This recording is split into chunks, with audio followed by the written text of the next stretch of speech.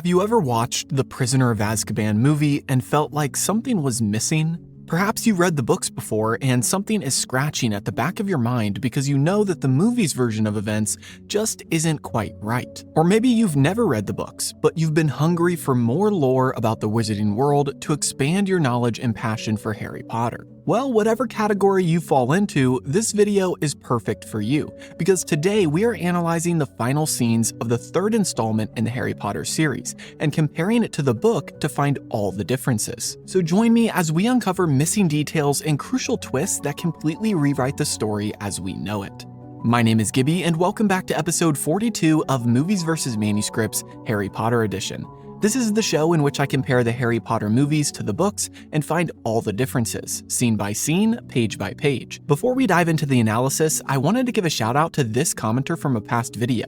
Each week, I highlight one of the top comments from a previous episode, so be sure to share your thoughts down below when you're done watching. Per usual, I'll cover all the changes across the four major categories of characters, timeline, location, and plot. But first, let's recap what happens during these scenes in the movie, that way it's fresh on our mind for the analysis. Picking up from where we left off last week, we see Harry waking up in the hospital wing after passing out during the massive Dementor attack by the lake. Hermione tells him that Sirius Black has been taken, and Harry quickly gets up, outraged that they've got the wrong man. Dumbledore walks in, and Harry and Hermione try to explain to him what happened, and he says that he believes them, but no one else will. So he vaguely advises them to use the time turner that Hermione has been using all school year. After he leaves, Hermione and Harry go back in time and follow their past selves down to Hagrid's hut. They realize that they need to save Buckbeak as well as Sirius, and so after waiting for the perfect moment, they lead Buckbeak off to freedom. Then they head to the Whomping Willow, where they wait until their past selves come out with Sirius, Lupin, and Pettigrew. Once they do, they run along the forest and Hermione saves past Harry's life by howling and distracting Werewolf Lupin, causing him to run right in their direction. Harry and Hermione then run back into the woods and try to hide, but eventually get cornered by the beast. Thankfully, Buckbeak is there to save the day and scares Lupin off. Harry and Hermione then see Dementors flying overhead and quickly run to the lake, where they see past Harry and Sirius dying on the opposite bank. Harry waits for his dad to appear, but he doesn't, and Harry realizes that he is the one who needs to save the day. So he runs up and casts a Patronus charm, which scares off all the Dementors. Then he and Hermione fly away on Buckbeak and save Sirius from a jail cell on the top of a tower. They then fly down to the entrance of the castle and talk with Sirius for a bit before he leaves. Harry and Hermione then run through the castle to make it back to the hospital wing right as Dumbledore is closing the door. Ron is shocked to see that his friends teleported across the room, and Harry and Hermione just laugh at him. The scene cuts to another day as Harry visits Lupin and sees that he is leaving Hogwarts. Lupin explains that he can no longer stay, and he gives Harry back the Marauder's map. And then the final scene of the movie shows us Harry entering the Great Hall and seeing his classmates and friends gathered around a strange object. They show him that it's a firebolt and it was delivered to him. Harry then takes it outside and gives it a go, and the movie ends as Harry flies through the sky. So now that we've refreshed our memory on these final moments of the Prisoner of Azkaban film, let's jump into our first three categories of characters, timeline, and location. First up, we've got a handful of missing characters, but nothing too crazy. We're missing Madame Pomfrey, Peeves, Snape, Fudge, and McNair. Now technically, Fudge is seen, but he has a lot more talking in the book and is actually involved. As for McNair, we also see him because he is the executioner. But in the book, he is specifically named because J.K. Rowling is foreshadowing Voldemort's Death Eaters. Also, there is an unnamed committee member with Fudge and McNair. Next, we have timeline, and surprisingly, there's only a couple of changes here. First, Harry actually gets his firebolt at Christmas, not at the end of the school year.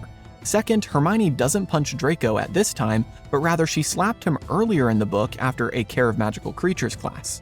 And lastly, before plot changes, we have our location category, and the only change that I'm aware of here is the fact that Sirius isn't locked in a singular jail cell on the top of a random tower at Hogwarts. No, he is actually put in Professor Flitwick's office, and we'll talk about how they managed to rescue him from there in the plot changes, so stick around for that. Before we jump into the plot, I wanted to shout out my incredible Patreon supporters. Thank you to Jason, Cody, and everyone else who makes videos like this possible each month. If you want to support the channel and gain access to cool perks like early viewing of all my videos, you can join the community using the link in the description. Now with that being said, let's head into the final category and uncover every plot difference between these final scenes of the movie and the last chapters of the book. Starting with Harry waking up in the hospital wing, we have an immediate and quite large change. In the movie, Harry wakes up with Ron and Hermione already there awake, and Dumbledore walks in. Well, in the book, when Harry wakes up, he first hears voices outside in the hall, and those voices are Fudge and Snape discussing the situation. This is key and makes a lot more sense because the movie just glosses over Snape's entire involvement after the werewolf attack. But in the book, we read that Harry overheard them discussing events, and Snape told the minister some very interesting details. Specifically, Snape says that the trio were put under a spell by Black, which is the only reason that they attacked him and believed Sirius's story. This makes a lot more sense because in the movie, I always thought they got let off the hook pretty easy after attacking a professor, especially since Black was guilty according to public record. So their pass on this crime was essentially Snape telling the minister that they were put under a confundus charm. But despite this, Snape still tells the minister that Harry Potter needs some sort of punishment for his actions. After all, he led his friends into a very dangerous situation. After coming to his senses more, Harry got up and realized what was happening and shouted out, causing Snape and Fudge to enter. Hermione and Harry then tried to explain what happened, but Fudge and Snape still believed that they were under the confundus charm. Eventually, Dumbledore entered and dismissed Fudge, Snape, and Madame Pomfrey from the room so that he could speak to Harry and Hermione alone. Begrudgingly, the three other adults left the room, and this is where we get a similar moment to what the movie shows, with Dumbledore giving them instructions and the idea to use the time turner. The only difference here is that Ron is still asleep this whole time, and he doesn't wake up until later on when Harry and Hermione return. Next, when Harry and Hermione use the time turner, it doesn't only turn back time, but it also teleports you to the location you were in at the time that you went to. I know that might sound confusing, but pretty much since the trio were heading out of the Hogwarts entrance to go to Hagrid's at the time that they went back to, that means in the book that Harry and Hermione popped up in the entrance hall as well. And because of this, Hermione grabbed Harry abruptly and shoved him into a hall closet to keep from being seen. Then she explained what the time turner was, and Harry figured out that they were supposed to save Buckbeak. Which brings us to the next moment we see as Harry and Hermione in the movie head toward Hagrid's and run into themselves confronting Draco and his goons. Like I said in the timeline section, the change here is that this never happens at this point in the book. And that leads into another change because in the book, Harry and Hermione don't even follow their past selves down to Hagrid.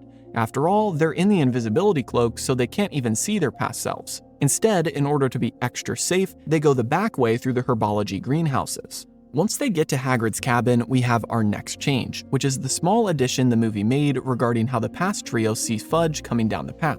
In the book, there are no stones thrown in to hit Harry on the head or break some china. In the book, it's a lot more boring than that, as Hagrid simply looks out the window and sees the group coming toward his hut.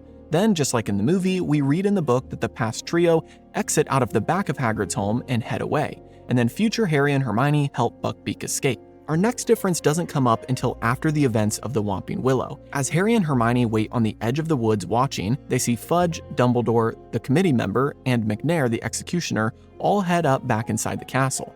Shortly after, Lupin runs out front and goes to the Whomping Willow, and instead of casting a spell on it to immobilize it, he uses a long branch to touch the knot at the base of the tree, which stills its wild movements. Then he goes into the tunnel. Next, Harry tries to actually interfere at this point and has to be held back by Hermione. In the book, we read that he wanted to grab the invisibility cloak which was left on the ground outside of the tree. Thankfully, Hermione held him back so he wouldn't get caught, because right when he tried to leap out and grab it, Snape came out and went into the tunnel, using the cloak to do so. And then the two friends wait, and just like in the movie, they discuss Harry's dad. But unlike the movie, our next change is that Harry's demeanor and attitude about the whole thing is entirely different. In the movie, he is snappy and harsh about it, but in the book, he is hesitant to even tell Hermione what he saw. Plus, the only reason it comes up is because Hermione was there when Harry was by the lake with Sirius when the Dementors came, but she passed out first. So while they're waiting at the Whomping Willow, she asks Harry what happened after she passed out, and he tells her the whole story. She then asks who conjured the Patronus, and Harry is quiet. She has to pry it out of him, and eventually he tells her that he thinks he saw his dad. Next, after seeing Lupin transform, they don't go to the lake, they go to Hagrid's cabin. They had seen Hagrid go up to the castle before, so they knew that it was empty. They wanted to wait there until after Sirius had been taken, and then they'd rescue him. But Harry, desperate to see his dad, tells Hermione that one of them needs to go keep a lookout so that they know when to rescue Sirius. So he left Hermione and Buckbeak in the hut and went out to see who conjured the Patronus at the lake. Just like in the movie though, Harry realizes that he is the one who needs to act, and he rescues his past self and Sirius. Hermione isn't there when it happens, but she comes up after with Buckbeak, and they see Snape take their past selves and Sirius back up to the castle. And now, knowing it's time to rescue Sirius, they figure out which exterior window connects to Flitwick's office, and they fly Buckbeak up there. No, they don't go to the top of a random tower to find him in a jail cell. Plus, another change here is that Hermione doesn't use Bombardo to blow up the tower, but rather she uses Alohomora to unlock the window latch. Once the window's open, Sirius Black hops out onto Buckbeak, and then they fly to the top of that tower for Sirius to escape. Which means that we have yet another change here, which is that there is no long, heartfelt moment of Sirius and Harry talking. Harry and Hermione know that they pretty much have no time to get back to the hospital wing, and so they take Sirius to the top of the tower, and then he quickly jumps on Buckbeak and flies off without much of a conversation. After Sirius leaves, we have a brief detail which got removed from the movie, and that is the fact that Harry and Hermione have to sneak their way back to the hospital wing. They can't just run through the halls like they do in the movie, because Fudge and Snape are still walking away to Flitwick's office, and Peeves is out there happier than ever, wreaking havoc. So Harry and Hermione creep their way back to the hospital wing where they meet Dumbledore, and we have another key detail which got cut from the film but makes so much more sense than the movie version, and that is the fact that Dumbledore locks the kids in the hospital wing. This might not seem like a big deal, but it is, because it solidifies Harry and Hermione's alibis about this whole event. They reach the door just before Dumbledore locks it, and then he lets them in as their previous selves leave. He then locks the door, and Harry and Hermione wait for the coming storm. And sure enough, the storm arrives, and that is our next change, as the movie omits yet another part of the Snape and Fudge subplot. Snape comes bursting into the hospital wing like a madman in the book, with Fudge trailing after him. He goes up to Harry and starts yelling at him, accusing him of having a hand in Black's escape. Madame Pomfrey comes hurrying out of her office and is outraged at the commotion in her ward. And Fudge is also upset at Snape's attitude. Thankfully for Harry, they have an airtight alibi, and Madame Pomfrey backs up the fact that they haven't left the hospital wing. Eventually, Snape storms out, and Fudge is upset as well due to the chaos that will be caused in the media. After all, they had Sirius Black in custody, and he somehow escaped. Finally, after everyone leaves, Ron wakes up and asks what's going on, and Hermione tells him the whole story, unlike in the movie when they just laugh and leave him confused. Although I am sure they told him sometime in the future that isn't shown on screen, so I understand the movie adding that for a brief moment of humor. And now we're coming to the final moments of the book and movie, as we see Harry meet with Lupin and then wrap up their school year. The first change with these last moments is that Lupin's talk with Harry is a little different. We read in the book that the trio were down at the lake the following day, and Hagrid came up to them telling them the good news about Buckbeak, because obviously he didn't know that they already knew about the escape. Hagrid then mentioned that Lupin was leaving, and Harry and the others were shocked. Harry then took off running and went up to Lupin's office to catch him before he was gone. They spoke for a bit, and we get a couple details that the movie doesn't include, like the fact that Harry asks Lupin if his dad's animal form was a stag. Lupin confirms Harry's theory and tells him that James' nickname was Prongs because of the antlers. The second detail the movie cuts is the fact that Lupin gives Harry back the invisibility cloak, not just the map.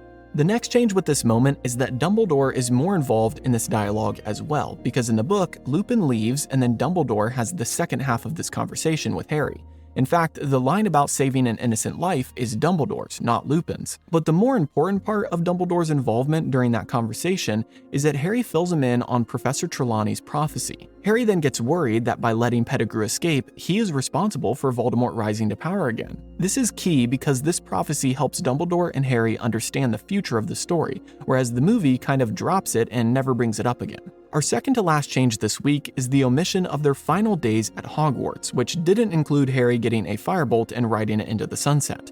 As we already mentioned, he got that for Christmas. Instead, we get our usual wrapping up of events as J.K. Rowling neatly does at the end of each book. We learn about how during the following days, students had all sorts of theories about Black's escape. Plus, they were all curious about who would replace Lupin as the Defense Against the Dark Arts professor. Then we learn about their exam results, and Hermione even drops some classes, saying that she isn't going to continue using the Time Turner. Gryffindor also wins the House Cup for the third year in a row, but this time they won fairly without Dumbledore having to give them a boatload of points in the final night. And lastly, the Quidditch World Cup is foreshadowed at the very end as Ron invites Harry to go with them over the summer. And as we know, that's where we'll pick up in the next book. But before we finish off The Prisoner of Azkaban, we have one final change, which is the removal of Sirius's letter to Harry as they're riding home on the Hogwarts Express. Black explains in the letter that he was the one who got the firebolt for Harry during Christmas. And maybe more importantly, Sirius gifts the owl who delivered the letter to Ron as a replacement for Scabbers. And on that lighthearted note, the book and movie end. And now that you've heard about all the differences between these two formats of the same story, What do you think? Let me know in the comments what you would have done differently. Plus, if you've been watching all of my episodes on The Prisoner of Azkaban, maybe go back and review and then leave a comment below on what you think the craziest change is in the entire movie. As always, be sure to like and subscribe, and check out the series playlist to catch up on any episodes from this season that you might have missed. Just an FYI, if you're watching this in real time, I will be gone for a week on vacation. Next week, we'll have a compilation of all the changes in The Prisoner of Azkaban, but the week after, there will be no video. It'll be a nice mental reset before I begin the Goblet of Fire, which, as we all know, is going to be real crazy to keep up with. So that being said, have a great week, and I'll see you in the next season.